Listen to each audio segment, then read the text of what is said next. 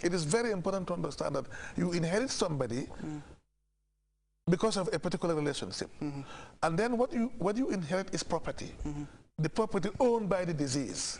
This diseased woman left behind property, regardless of wherever she gets the property, because but it is her lawful property. Her children that she got from 2 different men are inheriting her. And what they're inheriting is, they are not inheriting the man that she was married to before, but they are inheriting the property owned by her, even though she inherited part of it from the first husband and the second husband. Okay. Yeah. Now, one who borders his or her neighbors, what is Islam's take on that? Disturb, you mean? Yeah, Islam doesn't like, Islam prohibits it. Your neighbor, you must be careful with your neighbor, whether the neighbor is a Muslim or a non-Muslim, it's a man or a woman, a Jew or a Christian, a Muslim. You have to be very careful with your neighbor. Don't disturb them, don't do harm to them. You must be kind to them. And you know the tradition of Islam. Islam is very particular about treating neighbors well, regardless of their religious identity. What of the use of this tabla? These big traditional drums that the Muslims used before, in naming ceremonies and programs of that nature. Can it still be used? Is it acceptable now? Tabla on marriage ceremonies can still be used in a way which will not in any way contradict the teaching of Islam. But when it comes to prayer, azan is the means of conveying the message. And you cannot call azan also without time, except the Sufi prayer where they allow some time, like 40 minutes or 1 hour for some. You can make one azan to make people prepare. But otherwise, using tabala, using this tama, whatever, this seuruba or whatever, in a neighborhood which disturbs others without their consent, without them allowing you to disturb them, you definitely violating the teachings of Islam.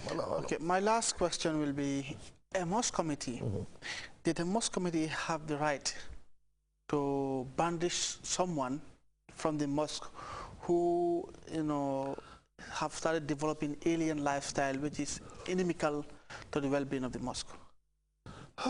That's seems to be more political than religious. What do you mean? Like, this is not a very, the question is not clear. There's this kind of hair cut they call it. Rastafarian. But no, not Rastafarian, Balotelli. You remove all this side, you remove all this, and you leave the upper part now. Some boys have been coming into the mosque, occupying the front seat, and in that style. So the elders of the mosque decided to, stop them from coming to the mosque with those styles. No, that was not the right method. Remember, in the Salat and the Fajai wal Munkar, that type of the lifestyle that they put on is not Islamic. And remember, prayer is very powerful spiritually. And it has the effect of changing the behavior and the character of the praying person. So let them, encourage them to be coming to pray and let them engage them in constructive dialogue. Eventually they will change. People who commit wrong things, who commit offenses or sins, if they are praying, eventually they will change automatically, because that is one of the most important qualities and faculties of prayer. That if you are praying, the more you pray, the more spiritual, the more refined, the more clean, spiritually speaking, you become. So to ban somebody from coming to mosque because of his hairstyle, or because of the way he or she walks, it is not in line with the teaching of Islam. Let them come, let them allow them to come and pray, and let them engage them in discussion, constructive dialogue. Even if they are not engaging them, insofar as they are praying regularly, I can assure you, they will change. Okay. They will change. Can you repeat the pillars of Islam for us, please? I believe this text message comes from a child. It's a young child who may have sent this text message. It must be a Jarangawa. There's a difference, but it can be a good question too. There's a difference between pillars of Islam and pillars of faith. I say pillars of Islam. Pillars of Islam are was for Ashhadu an la ilaha illallah wa ashhadu anna Muhammadan Rasulullah. To believe that there's no God but Allah and Muhammad is his messenger. That's the Shahada. The testimonies, prayer. Okay. Five daily prayers, fasting in the month of Ramadan, giving out zakat, and Hajj. These are the pillars of Islam. Okay. Thank you very much, Doctor. There, viewers, when we come again with Doctor, inshallah, we'll go straight into Ramadan, because Ramadan is next door. Except, of course, for those few liabilities. Except for few areas that he need to clarify. Yeah. We said thank you very much to all our dear viewers, and you can still send your text messages to 9050200, and those of you outside the country, you can send it to 00220 9050200.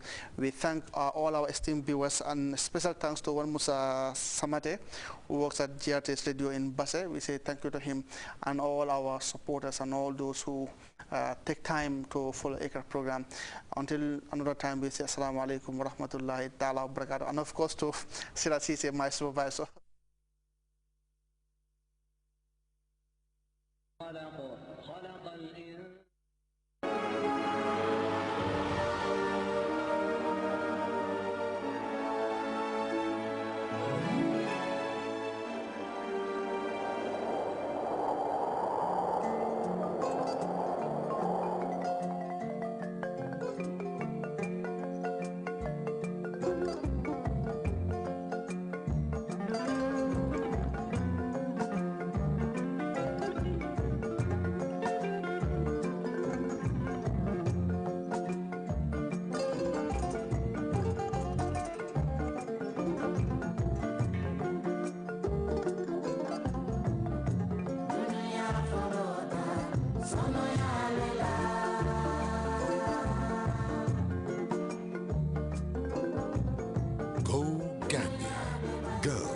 Discover the smiling coast of Africa.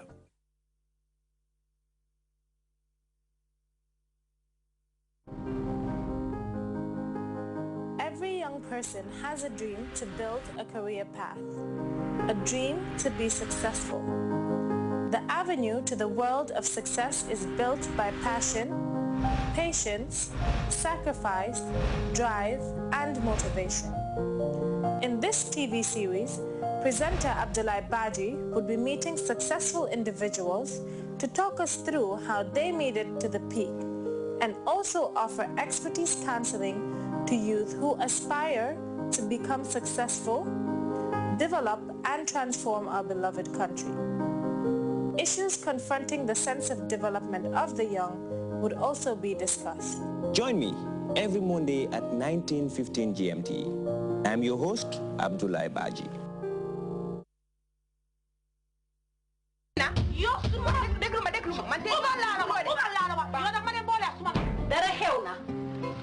Wow. Yow itam Keba taka jabar ñaata at juróomi at a ngi nii mënuma am set mënuma gis dara lu la topp parce que seet naa ne bi nga ñëwee si yoon bii ka faatuloo kenn day lekk 6 ans loo ko def mu ngi ras rek gaawe ñu wàññi la xew